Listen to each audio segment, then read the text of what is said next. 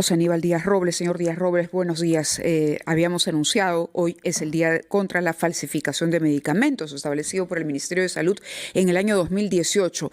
Grosso modo, si nos puede decir antes de irnos a la pausa, ¿cuál es la situación de la falsificación de medicamentos en el Perú? ¿Esto se ha incrementado, ha reducido? ¿El panorama es alentador, desalentador, alarmante? ¿Cómo lo calificaría? Yo diría que es un panorama bastante amenazante.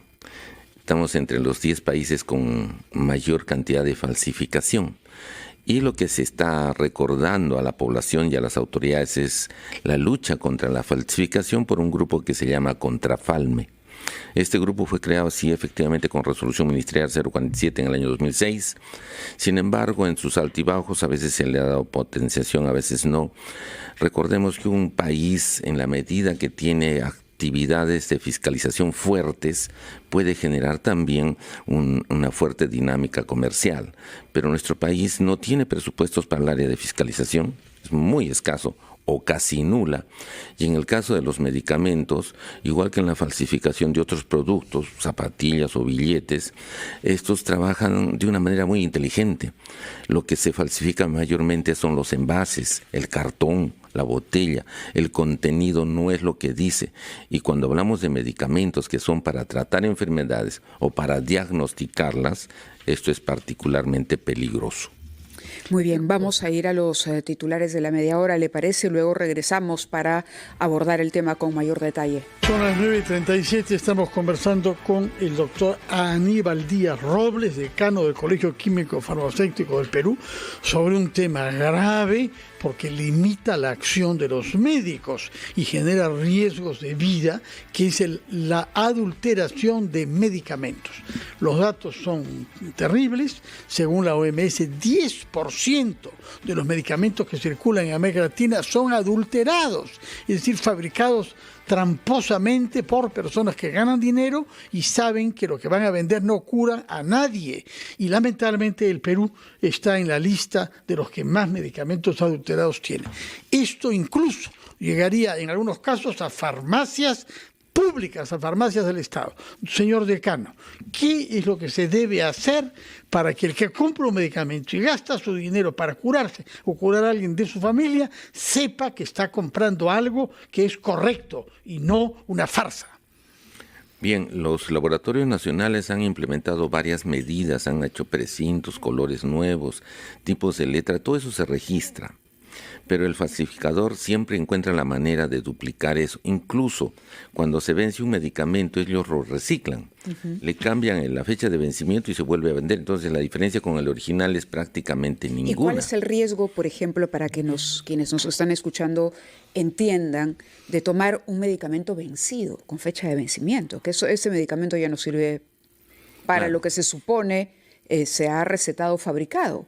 Hay varios riesgos. Digamos, hay productos que cuando salen con una potencia, tengo 500 miligramos del antibiótico y tiene una potencia de 500 y con el tiempo va llegando a 490, 480. Llega un momento es que es tan poco que no me sirve.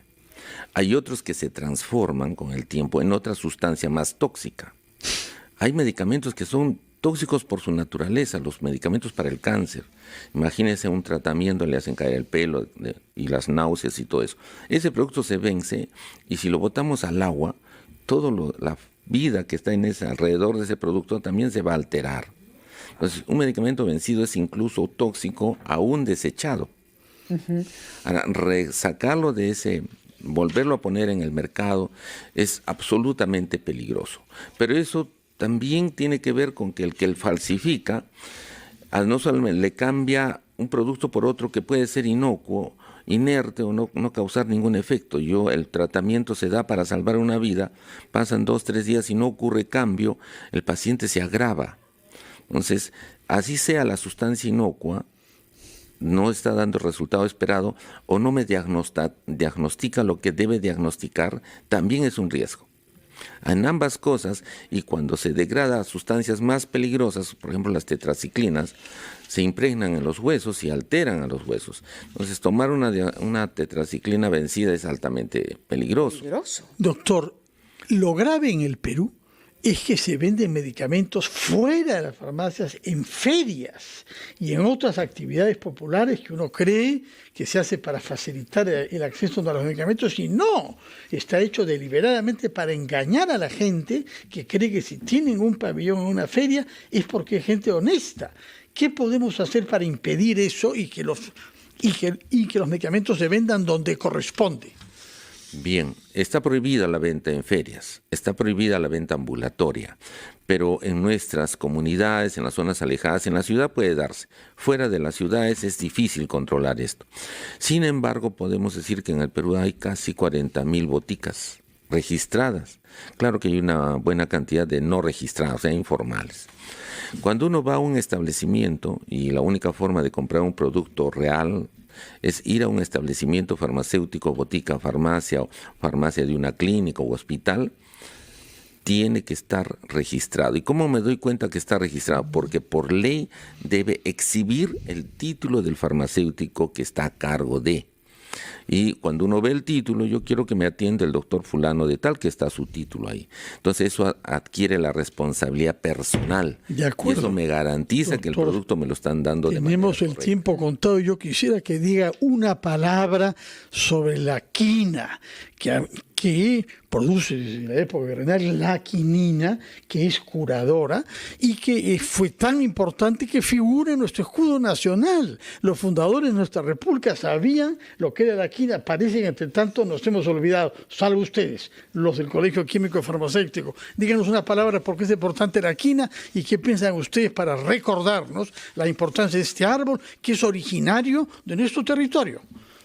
La quina, como usted lo ha dicho, es un árbol propio del Perú. Se conoce desde la época virreinal, incluso antes, pero ya con la época virreinal se hizo mundialmente famoso. Era el único tratamiento para la terciana, que era la fiebre en ese entonces, hoy que la llamamos paludismo. ¿Y por qué la ponen en el escudo? Porque justo cuando llegan las huestes libertadoras, más de 1/3 de sus soldados morían por estas enfermedades y la quina salvó a toda esta gente. Por eso es parte del escudo nacional, que el 25 de febrero festeja o cumple los 200 años de su creación.